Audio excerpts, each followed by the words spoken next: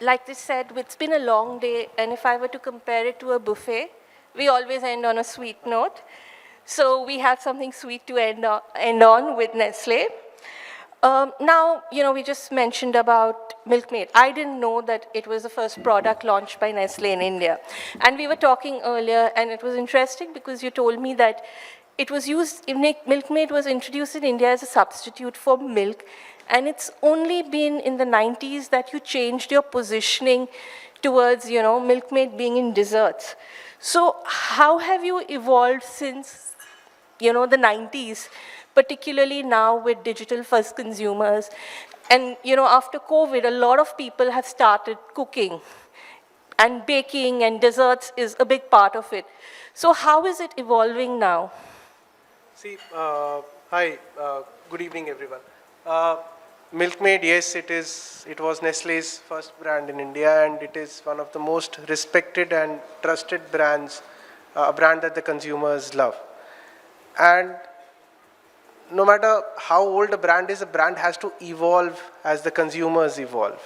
And like you said, it was launched as a milk substitute in India when there was milk shortage, right? But with the white revolution and all of that, as milk started becoming surplus, the brand had to evolve because the consumer needs and the consumer habits evolved and they changed.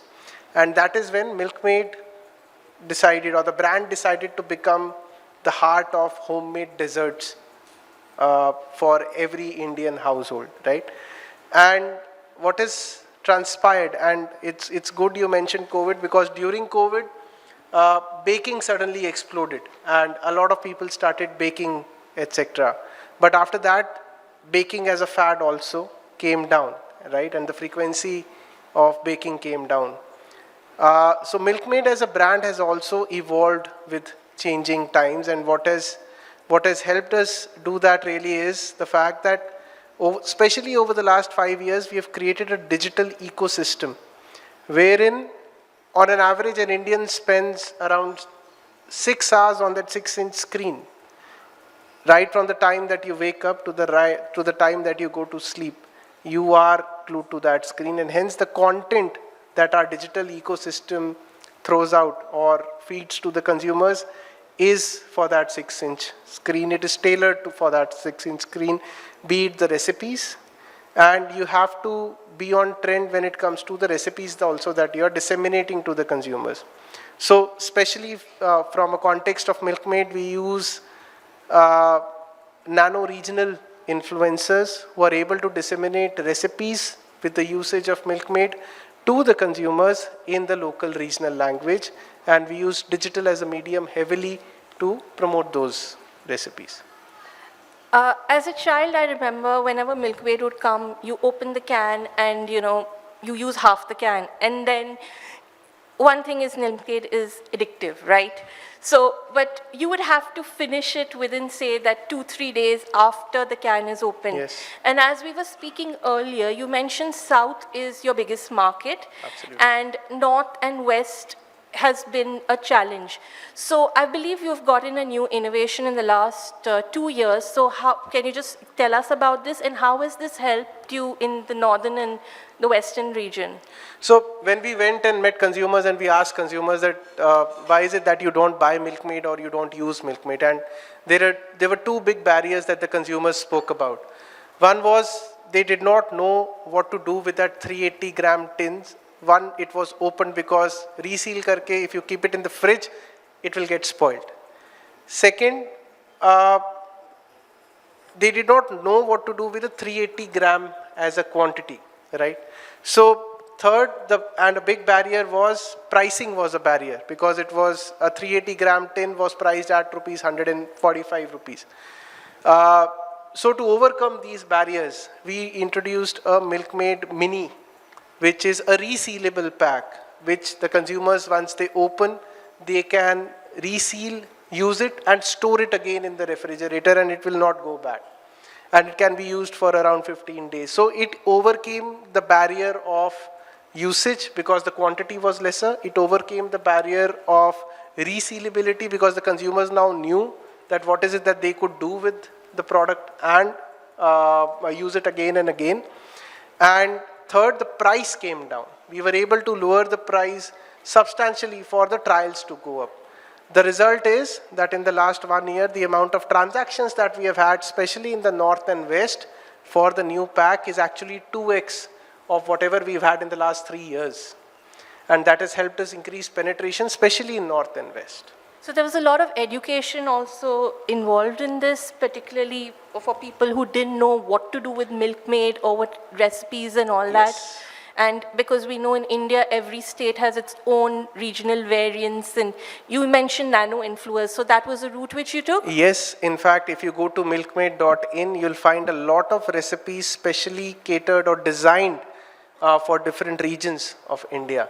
And not only that, we are now in the process of creating a digital ecosystem wherein we use social media extensively in the form of those short reels, which are 20 seconds, 25 seconds, through which we disseminate easy to use recipes to the consumers. Now, let's move to your milk portfolio, right? The packaged milk portfolio. You've adopted a strategy of being premium and also ready to drink, which you have with your coffee portfolio. So how has this helped you drive growth? Because you're very, very focused on the premium category, and we've seen, say, in the last 2-3 years, every company in India is only betting big on premiumization, whether it's your soap to liquor to everything under the sun. So how has this helped drive growth for Nestlé? See, more than premiumization, it is about understanding what is the need or what is the requirement that you're trying to solve for in the consumer's life. And if you're able to capture that and give a good value proposition to the consumer is willing to pay the price or pay the money for that particular product. And you gave example of our ready-to-drink portfolio, and we have a Nescafe cold coffee, which is a Nescafe cafe-style cold coffee, which we recently relaunched. And in India, when you talk to consumers about cold coffee, the first thing that they tell you from memory is that it has to be rich, creamy, and indulgent. And what especially the younger, the Gen Z and the millennial consumers, they aspire to drink is cafe-style cold coffee. Cafe jaisa cold coffee pina hai. And that is where Nescafe, a brand which is synonymous with coffee in India, it is probably log jaake bolte hain Nescafe de do, right? So it is, and the cold coffee category is very, very small. It is only 0.2% of the overall cold beverage space in India, or that particular segment in India, right? The packaged cold coffee space. Now it was up to Nescafe to actually build and create the category. And that is when we launched our cafe style cold coffee, or relaunched our cafe style cold coffee, wherein we made it more accessible to the consumers. We launched it at an attractive price point of 50 rupees, wherein you can go and get a cafe style cold coffee for 50 rupees anywhere in India. And it's a product which is impulse based, it's indulgent, and we are seeing good growths and good numbers because we were able to capture that need which existed in the market. When you say good growth, have you managed to go beyond the urban? Say, are you going deep into tier 2, tier 3? Is the kind of response from there? Yes, we are getting a good response. It is sold almost equally well in, say, a Tripura or a Silchar or a Guwahati, as well as it is sold, say, in a Delhi or a Bombay, and even, say, a Chandigarh or a Pune. So we're getting a good response all across. Now, I was just looking at the results of some of the other dairy companies, and what stood out was, let's just not get into the free milk category because that's a totally different challenging, it has its own challenges. Everybody was focused only on value-added products, and a large part of their revenue also is now coming from this particular SKU. So you also have kind of gone into the space, but what is different is you've adopted the health plus innovation, strategy. For example, you've now launched lactose-free milk. You've launched lactose-free curd. Lactose-free curd. I'm sorry about that. Greek yogurt and all this. So it's a kind of a combination of both innovation as well as health, health focus. So how is this playing out for you? See, when we talk about lactose intolerance, how many people in the room are aware that they are lactose intolerant? You are, okay. Anyone else in the audience, how many of you are aware of the fact that you're lactose intolerant? Well, so the truth is, as we age, as any human ages, the body's ability to digest lactose goes down. Especially after you cross your 30s, your body's ability to digest lactose goes down naturally. And even in India, it is only the people in the northwestern part of India who are naturally endowed with that gene to digest lactose. Rest of India, people cannot digest lactose also. And even when I was growing up, my mother used to make me drink milk every day, irrespective of the fact that whether I could digest it or not, right? We all have gone through this. But that's also because, I'm sorry to cut you, from your name, I guess you're a Punjabi, I am. so that is expected. See, the thing is, and what happens is, a lot of us are not even aware कि lactose intolerance है क्या.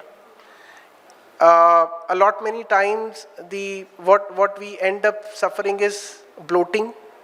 You're not able to digest it, gas ho gaya hai, and all of that. But that is actually lactose intolerance. And so that was the idea behind us getting into lactose-free curd, and maybe in future we come up with a lactose-free milk as well. So there is a latent demand which exists in the market, and we need to create awareness for lactose intolerance and ensure that the consumers are aware that what is it? It is not simply bloating or other digestion issues. It is actually lactose intolerance. So a lot of education involved Yes, when you it is actually category creation work. For all your products, which is around this. Now, one big game changer which has happened in India in the last 3-4 years has been the e-commerce platforms, and particularly quick commerce. So how is Nestlé using this? Can you just... Okay. So, what percentage of your revenue now is, like, I'm not asking you, just a ballpark figure, like how much of it growth are you seeing, because of the quick commerce platforms particularly? So we are seeing massive growths when it comes to quick commerce, especially for my portfolio, which is the dairy portfolio. We're seeing good growth. Now, the reason we are seeing these growths on quick commerce is because and I was reading a recent report which also said and spoke about the fact that quick commerce is largely catering to impulse-based products, right? आपका दिल किया, आपको chocolate खाना है, you order, you get a chocolate. You order a Kit Kat, you get a Kit Kat. You feel like you're watching a match, you feel like having a cold coffee, you order an Nescafe cafe style cold coffee, you get that cold coffee delivered to you, chilled in 7 minutes. So, and that is the power of quick commerce, right? They are delivering products. अगर ठंडा पीना है, तो 7 minutes में they'll get you a cold can of cold coffee at your home in 7 minutes. But it is not only about this convenience which is important, it is also about capturing the right moment of consumption, right? And quick commerce, when you tie it up with your other media vehicles, enables you to do that. We recently did an activation in the India-Pakistan Asia Cup or India-Pakistan World Cup match, the T20 match, and we tied up with the quick commerce platforms, and you'll be surprised on the number of cans. We sold close to 50,000 cans in a single day. In a single day, during the duration of the match, we were able to sell more than 50,000 cans because we were able to capture the right consumption moment with the right product and take it to the consumer in the right possible manner. And then we advertised it during the duration of the match. And that is how we were able to leverage the magic of quick commerce along with the right consumption occasion. And that is what really matters. You need to capture the right channel, the right consumption occasion at the right price point. Now, I just want to talk about your competition. If you look nationally in India, there are just two players. One is Nestlé and the other is Amul. This is also a category which is very, very strongly driven by regional players. Like Tamil Nadu, like we were talking, it has Hatsun and Milky Mist. You move over to Andhra, there's Dodla and Heritage. Cross the border again into Karnataka, and you have GRV, Nandini. Go one step further, it is Maharashtra with Parag. So I just want a two-part question. A, how are you taking on these players in their market? And what is the national strength that you are leveraging being a national player? How are you leveraging that strength? Okay. Do you know, okay, or anyone else, which is the largest milk producing country in the world? Any guesses? India. India. India. Which is the largest milk consuming country in the world? India again? India. So the market is so big, the opportunity is so huge. If you have the right product at the right proposition, it's open for everyone. So what we are focusing on is we are focusing on developing the right product basis the requirement in the consumer's life and taking it to the consumer with the right value proposition. That is all we are focused on. Now, the generation, let's talk about the upcoming generation, which all your marketers are targeting is Gen Z. And also after that, Gen Alpha. Now, this is a generation which is who wants brands who are aligned with their purpose. And one thing is Nescafe is also very big in sustainability, and you're looking at, being responsible when you're coming to your sourcing and packaging. So how is this helping build your brand salience, particularly with your consumers? Okay. So it is not only, we as an organization, for us it is not only about the consumers, but it is about the entire ecosystem. Can you guess how many dairy farmers we work with to ensure that we get the best quality milk for our products? Over a lakh? Around 80,000 plus. Okay. That is the amount of farmers that we directly work with, not only ensuring that the greenhouse gas emissions come down, ensuring that the animals that are there with them, the cows and the buffaloes, they are given the right feed. We have biogas digesters deployed in our milk sheds. So it is end to end. Our packaging is also compatible when it comes to recycling of the packaging. So it's end to end, and we ensure that all our products, right from the time we source it to the time the consumer consumes it, end to end sustainability and greenhouse gas emissions are taken care of. Now we spoke about value-added products. So what are the other white spaces that you're seeing in the market and which Nestlé could be entering? See, right now our growth focus majorly is on ensuring that the cold coffee as a category really grows. And globally, there are a lot of cold coffee products which Nestlé has in other markets, which we might get into India in future. One of them might be, say, a Nescafe Intense, which is really high on caffeine and gives really high energy, and it is available in some other markets.